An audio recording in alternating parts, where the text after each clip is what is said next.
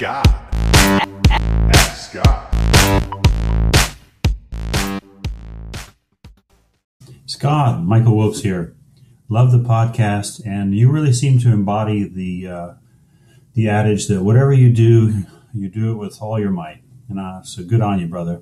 My question is, could you spend a little time unpacking the bailout scenario where you have a product that you need to get rid of? Coming up with a couple grand, 2,500, whatever it is, to make that first buy, for some people that's just going to be gut wrenching to plunk down that money.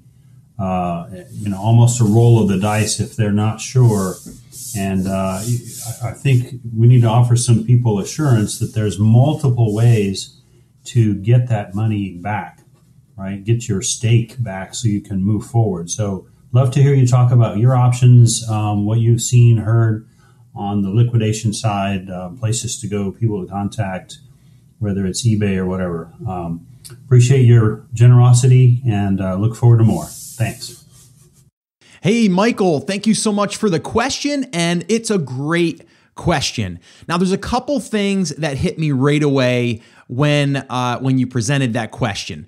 All right, number one, the first thing that kind of called out to me was where you said, if someone, plops down $2,000 and it would be devastating if they lost that $2,000, that's where I'm going to call the timeout. I'm going to be like, whoa, wait a minute here, because we don't want to invest our last like $2,000 into anything. And I know some people might want to gamble that, but if it's a matter of me paying my rent or $2,000 over here into a product, I'm probably not going to do that. I'm going to go and probably find a part-time job or something that I can come up with that $2,000. And if I lost it, I lost it. It would not take away from my lifestyle as far as like my living or my family, depending on, if you're single, married, if you have kids, whatever, so that's the very first thing. I mean, if we were having this conversation, I'm not you, personally, but anyone else that's listening, if you're at that stage in the beginning and you're talking about taking your rent money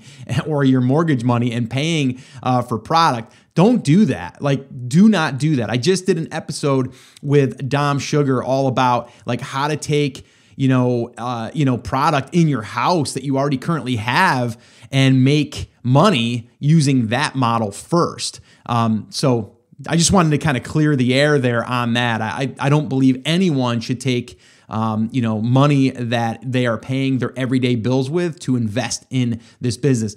Make some money, somewhere else, whether that's working a part-time job or, hey, maybe that's someone that says, hey, I need a hand on the weekend. I would pay you $500 to help me move, right? Help you, or, you can, whatever. You can find a way to make some extra money, and that's what I would do. All right, so now that we got that out of the way, but let's say that that's not the case, and let's just say that you went and you invested in a product, and you're seeing that you're just not getting the sales, right? You're like, this product's turning into a little bit of a dud, or maybe the market turned, and now on Amazon, there's other sellers that have come in, and that can happen, right? I mean, the market in certain markets, in certain categories, it's getting very, very competitive.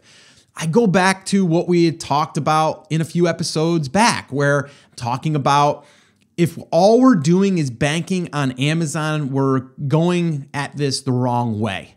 All right. We want to be able to know that we can take our products, and let's just take Amazon out of the equation. How else could we sell that product? Could we sell it to our own customer base if we were to build our own, market, right? Or we could create our own community in that market, or our own channel, right? Or can we sell that product on eBay? Or could we sell that on Jet.com? Could we sell that on Walmart.com? Could we sell it on these other external channels? Maybe you have a product that could be sold on Etsy, right? So there's all of these other places that you should be also thinking to yourself, can I sell this thing outside of Amazon? Because if all we're doing is banking on Amazon, that is very risky. Now, there's some people that are crushing it on Amazon right now, and they're not taking the necessary actions to go out there and make sure that they secure their future. So, as far as like for their product and their brand, they're just, someone had that I was talking to had said, it's kind of hard to get off the Amazon crack. It's kind of like a drug in a sense because it can be so easy. And I say that, kind of lightly. I don't want to say it lightly because I don't want anyone to think that it is easy, but there are in some cases that you can kind of, start selling a product and it can take right off. And then all of a sudden you're like, oh, this is cool. And then it's like smooth sailing, right?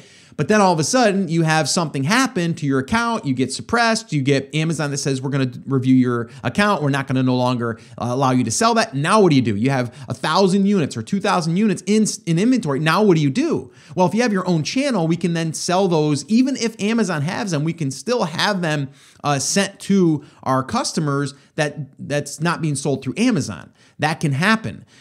So I would say if you're at that point, my first step would be I would look at eBay and see if I can liquidate them over there.